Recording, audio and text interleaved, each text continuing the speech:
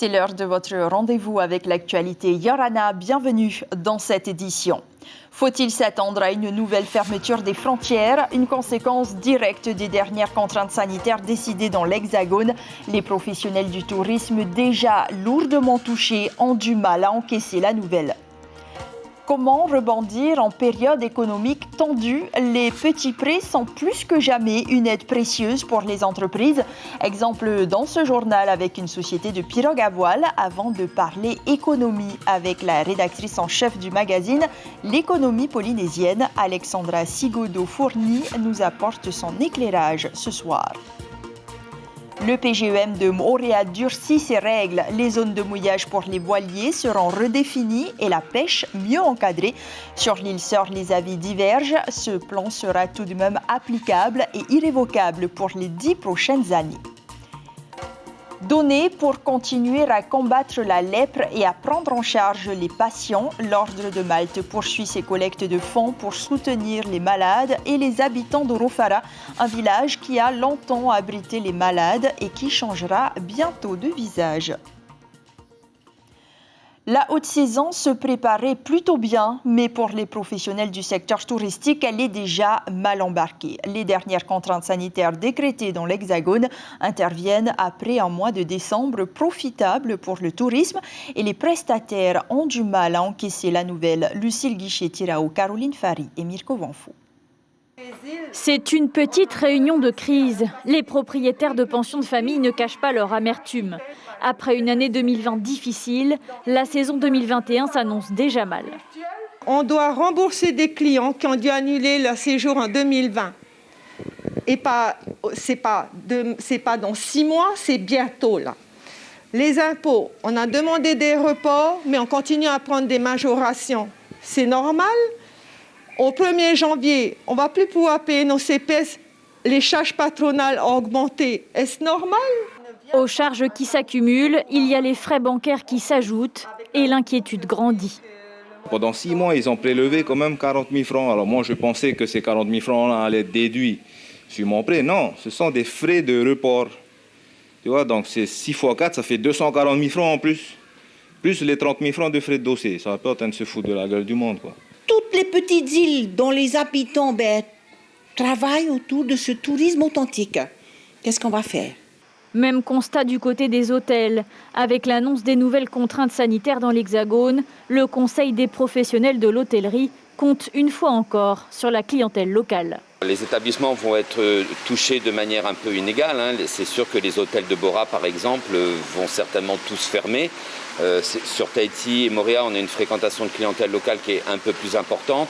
Donc on peut imaginer qu'il y a des hôtels qui peut-être seront fermés certains jours de la semaine et rouverts le week-end parce qu'on sait que la clientèle locale fréquente les établissements. Même tension du côté de l'aéroport. En 2020, le trafic aérien a déjà baissé de 57% par rapport à 2019. Nous avons déjà mis en place des dispositions de réduction du temps de travail pour l'ensemble des salariés de l'entreprise.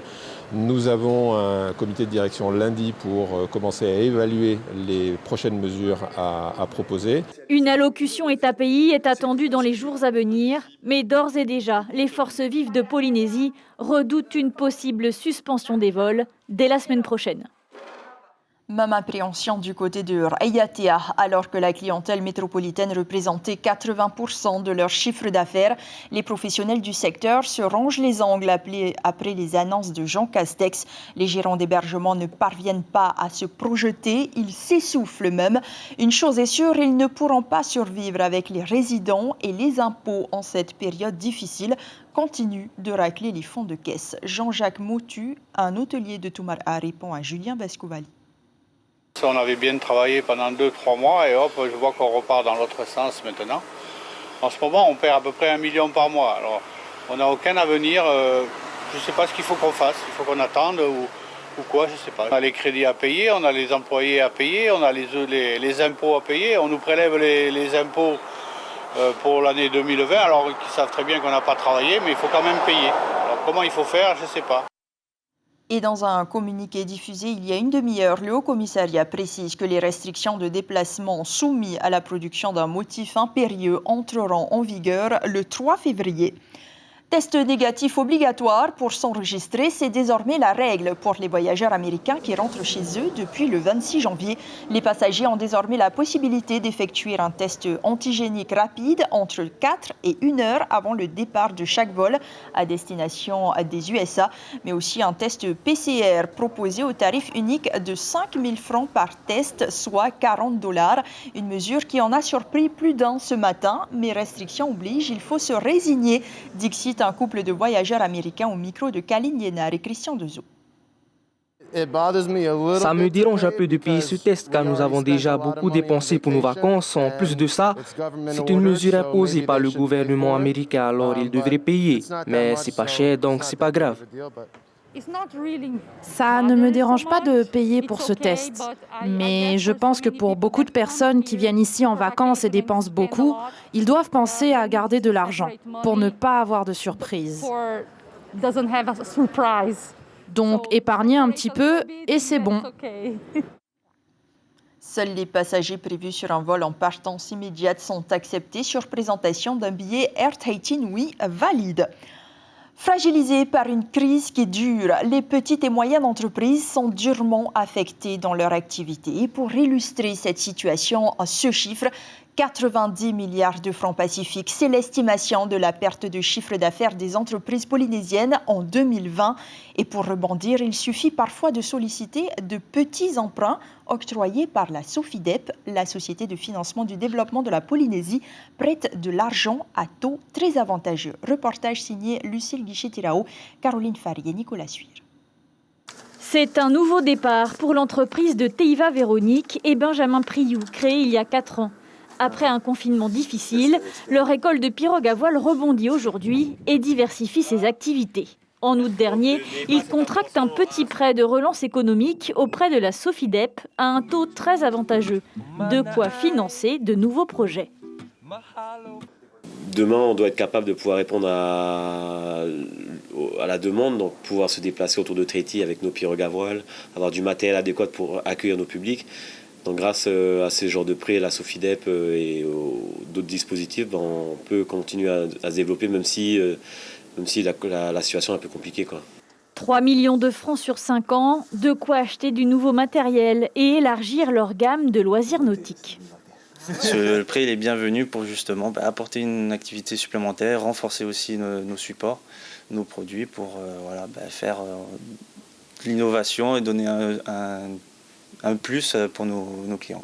En 2020, la SOFIDEP a prêté 1,4 milliard de francs aux petites et moyennes entreprises pour faire face à la crise.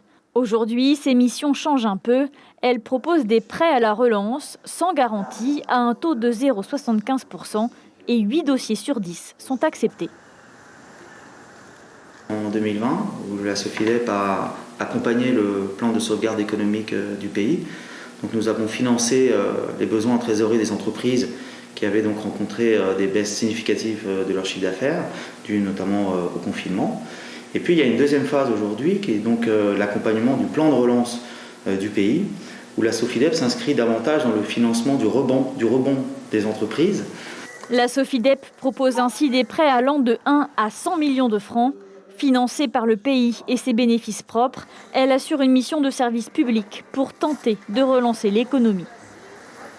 Et nous allons parler justement relance économique avec notre invitée Alexandra Sigodo-Fournier. Bonsoir. Bonsoir. Merci d'être avec nous. Vous êtes la rédactrice en chef du magazine L'économie polynésienne. D'abord, pensez-vous que ces outils comme la SOFIDEP ou Initiative Polynésie ont un rôle à jouer en cette période de crise ? Oui, je pense qu'ils sont indispensables. Les entreprises ont besoin de trésorerie, elles ont besoin d'investir pour participer à cette relance. Donc oui, c'est indispensable, ce sont des outils indispensables. Mais cela reste quand même des prêts. Ça reste quand même des prêts qu'il faudra rembourser, même si là, les taux sont vraiment intéressants. Mais oui, bien sûr, il faudra rembourser. Je le disais, donc, vous êtes la rédactrice en chef du magazine L'économie polynésienne. C'est un titre assez édifiant qui paraît donc ce mois-ci, au mois de janvier 2021, l'année du crash test. Est-ce que c'est votre vision de l'avenir ? Alors d'abord, le crash test, c'est un test en automobile pour vérifier la fiabilité d'une voiture.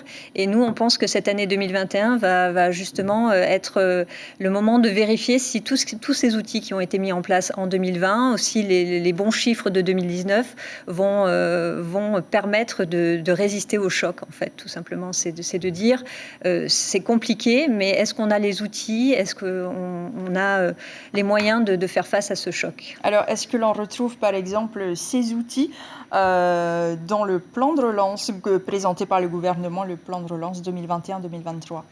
Oui, alors le plan de relance, il y a surtout la commande publique qui va aider les entreprises, bien évidemment. Donc oui, c'est les outils doivent être dans ce plan de relance de toute façon.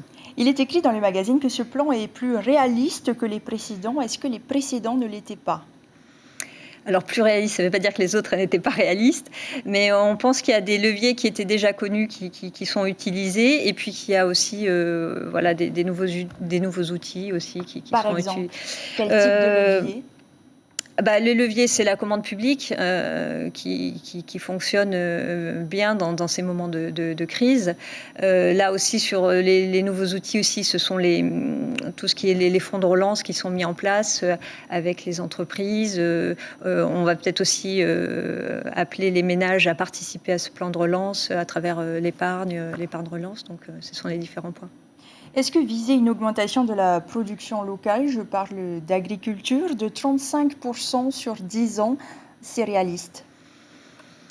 En tout cas, ce qui est sûr, nous on a fait un gros dossier sur la sécurité alimentaire. Voilà, on pense que l'agriculture, on pense que le secteur primaire est un secteur important, qu'il est facteur de développement et qu'il faut utiliser aussi les richesses des îles en fait. Il faut aussi se tourner vers les îles éloignées de Tahiti, maintenir les emplois, créer des emplois dans ces îles éloignées. Donc on pense que c'est un secteur qui est très important et qui mérite qu'on s'y intéresse fortement. Alors justement, le gouvernement va aussi présenter son schéma de l'agriculture. Qu'est-ce qu'on pourrait aussi attendre de ce plan, de ce schéma de l'agriculture dans les 10 prochaines années? L'idée, c'est d'avoir à la fois de la ressource pour la Polynésie, mais c'est aussi des outils pour d'autres secteurs, enfin des ressources pour d'autres secteurs. Je pense notamment à la croisière qui a besoin d'avoir de l'approvisionnement. Donc on a besoin de développer le secteur agricole pour pouvoir approvisionner le secteur touristique, par exemple. Justement, le tourisme, on voit que en ce moment, ça ne va pas vraiment. L'objectif de Tahiti Tourisme était au minimum d'atteindre le nombre de 140 000 touristes en 2021. Les annonces de Jean Castex, finalement, viennent totalement bouleverser ces prévisions. Alors totalement, je ne sais pas, parce qu'on ne sait pas comment se terminera l'année. Ce qui était sûr, c'était que le premier semestre s'annonçait quand même difficile. Peut-être pas aussi difficile, en tout cas les annonces ont été abrupte, on va dire. Donc le premier semestre était annoncé difficile. Le retour, quand on a interrogé les hôteliers, tous nous disaient on pense qu'en avril-mai, les touristes seront là puisqu'on a déjà des réservations. Donc la question, c'est de savoir est-ce que ces réservations vont être maintenues ou pas. Il faudrait peut-être aussi se réinventer. Oui, bien sûr, il faut en tout cas repenser quel tourisme on veut. Oui.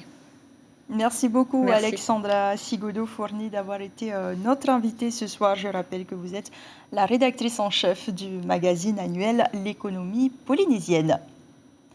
Bientôt terminée, la pagaille sur le lagon de Moorea. Le temps de présence des voiliers sur le lagon ainsi que leurs lieux de mouillage seront désormais mieux réglementés. La pêche aussi sera encadrée. Le nouveau plan de gestion des espaces maritimes de l'île Sœur verra bientôt le jour et il se veut démocratique et participatif.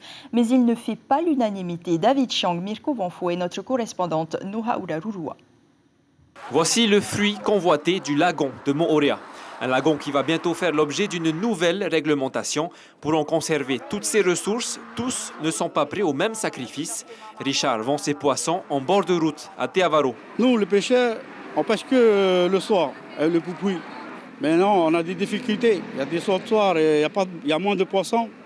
Et on aimait pêcher avec le filet. Comme la taille maintenant de la direction ils ont donné, c'est de 45 mm. On ne peut pas attraper le poisson. Mais la majorité des pêcheurs a choisi la voie de la raison. À Maharepa, les professionnels se sont formés en comité. Ils souhaitent mettre en place une zone d'interdiction la nuit, une première à Moorea. La pêche, parce qu'il y en avait les gens de dehors. Quand ils viennent pêcher là, à Maharepa, la nuit, c'est du massacre. Et ils peuvent aller, s'ils vont lundi, ils vont pas mardi, mercredi, ils vont, et après vendredi. J'attends, tous les soirs comme ça. L'association PGEM de Moorea participe aux discussions. Elle œuvre pour plus de souplesse. Le nouveau projet devrait être irrévocable pour les 10 prochaines années, sauf pour les pêcheurs. Et alors les pêcheurs, ils ont 2 ans. S'ils n'ont pas, s'ils trouvent que bon, ils peuvent améliorer, il est tout à fait possible de retransformer. Donc eux, ils ont leur mot à dire. C'est eux qui gèrent en face d'eux et connaissent bien les lieux. La mairie l'a reconnue elle-même. Elle a du mal à faire respecter sa réglementation dans son lagon. En prenant en compte les propositions de sa population, elle espère que ces nouvelles règles seront mieux acceptées. Ce projet de mise à jour du PGEM a démarré en 2019 par un appel à proposition auprès des habitants.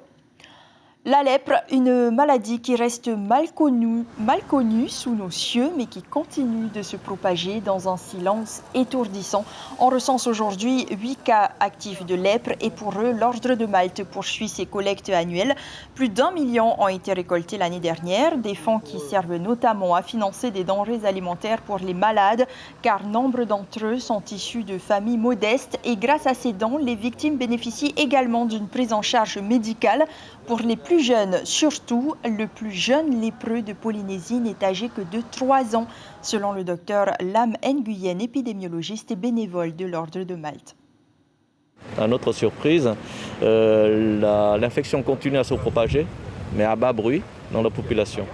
La preuve en est qu'au cours de l'année 2020, on a détecté 5 nouveaux cas, dont le plus jeune avait 3 ans et qui est toujours sous traitement actuellement. Il y a 3 personnes qui ont autour de 25 ans et une autre personne qui a 35 ou 36 ans. Donc vous voyez que ce sont des jeunes, on ne peut pas dire que c'est une maladie qui touche les vieilles personnes. Et si ces personnes sont jeunes, ça veut dire qu'en fait l'infection continue à bas bruit, ça se propage à bas bruit. Comment expliquer sinon qu'un enfant de 3 ans puisse l'attraper ? Le docteur Lam Nguyen répondait à Kaline Yennar et Christian Dezo. Une fois par mois, les habitants d'Orofara bénéficient d'une aide en nourriture pour un montant de 5 000 francs. Orofara, un village qui a bien marqué l'histoire du pays. Là-bas, plus personne n'est porteur de la maladie. Ils étaient près d'une 60aine de lépreux dans les années 60. Aujourd'hui, il n'en resterait plus que 5, des Matahiapo qui mènent paisiblement leur vie au milieu des autres villageois.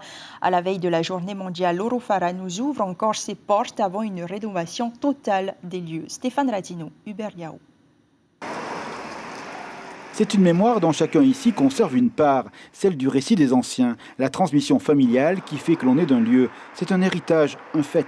Titawa habite ici depuis l'âge de ses 4 ans. Elle est une battante. Elle préside une association. Aujourd'hui, le village des 120 habitants est à l'intersection d'un passé et d'un horizon. L'un et l'autre s'appellent à se compléter. À moyen terme, le visage d'Orofara devrait changer. Une logique de rénovation urbaine est en place.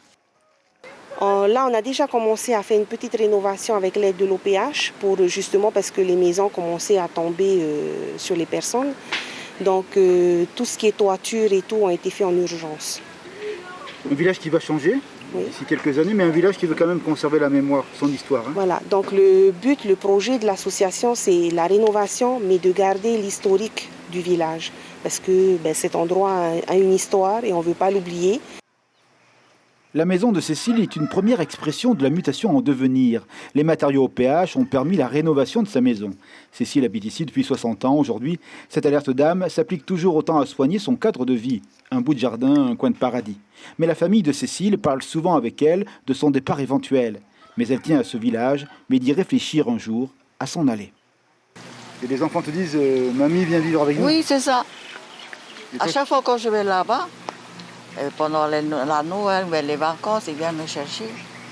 Mais quand tu vas venir ici, il faut venir ici, tu es tout seul là, personne ne s'occupe de toi. Faut venir. Oui, je vais venir, je vais venir. Quand? Tu réfléchis. Tu es bien ici, mais en même temps, partir un jour, c'est possible. Je sais pas, je suis comme ça, quoi. Je sais pas, aller ou rester. Orofara regarde l'avenir, mais l'idée d'oublier le passé n'est pas à l'ordre du jour. Écrire le futur est aussi une question de savoir d'où on vient. 3 générations issues des anciens malades résident encore au village. Et sachez que la collecte continue encore ce soir et demain à la cathédrale de Papeete et dans les paroisses catholiques. Direction la province des îles Loyauté en Nouvelle-Calédonie pour un petit bol d'air. Au nord de Lifou, une randonnée botanique permet de s'immerger dans la culture kanak. Durant 1 heure, les touristes locaux sont initiés à certains secrets de la médecine traditionnelle. Le reportage de nos confrères de Calédonie la Première. Depuis 2014, Lino Ivésier, 31 ans, propose ce sentier botanique. Une randonnée d'1 heure avant d'atteindre la mer. Un parcours avec des haltes. Le jeune homme partage avec les visiteurs ses nombreux savoirs sur la flore locale. Cette plante, une des nombreuses espèces de fougères qui poussent ici à Lifou, est utilisée pour la purge. En fait, on dit ici, c'est pour renouveler un peu notre système digestif.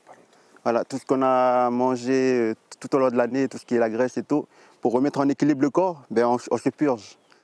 Le groupe s'enfonce dans la forêt. Un livre ouvert pour se passionner de la nature, Bagnan, prunier kanak ou encore le buni, cet arbre majestueux qui a plus de 100 ans.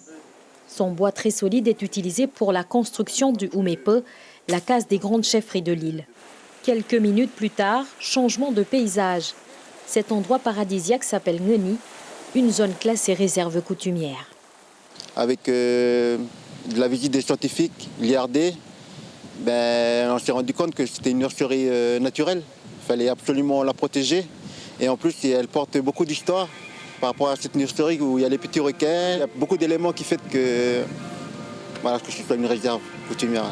Du coup, on ne pêche pas, on ne fait pas de prélèvement.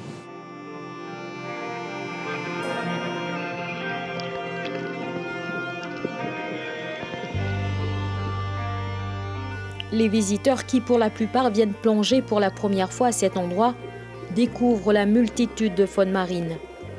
Ah, c'était magnifique. On sent que c'est vraiment préservé. Il y a vraiment beaucoup de poissons, beaucoup de corail et rien n'est abîmé. Lino Ivésier et toute sa famille souhaitent au travers leurs activités, randonner, plonger, accueil en tribu, partager leur savoir pour la préservation de leur environnement et de leur culture. Ils étaient 12 chanteurs, chanteuses, duos ou groupes à tenter leur chance ce samedi 30 janvier pour devenir le représentant de la France à l'Eurovision. Parmi eux, l'unique trio du concours, Amui, composé de Ken Carter, Vahiana Fernandez et Eva Aritei. Leur magnifique performance n'aura pas séduit le jury, mais elle leur a tout de même valu la 3e place dans le cœur du public. C'est finalement Barbara Pravi qui représentera la France le 22 mai prochain à Rotterdam. Ces notes de musique referment cette édition. Les propriétaires de pensions de famille ne cachent pas leur amertume. C'est l'information principale du jour. Après une année 2020 difficile, la saison 2021 s'annonce mal. Avec l'annonce des nouvelles contraintes sanitaires dans l'Hexagone, le Conseil des professionnels de l'hôtellerie compte une fois encore sur la clientèle locale, mais ne survivra pas longtemps. Et l'annonce d'une possible suspension des vols internationaux la semaine prochaine est synonyme d'une mort assurée. Merci pour votre fidélité. N'oubliez pas votre calendrier lunaire juste après ce journal, suivi de 2 épisodes de votre série Arouanaz. Premières infos demain matin dès 6h30 en radio avec Axel Mézinel et Heipua Tewira. Très belle nuit, à demain. Dernier clin d'œil au trio Amui qui a terminé 3e du classement avec leur magnifique prestation. Mama.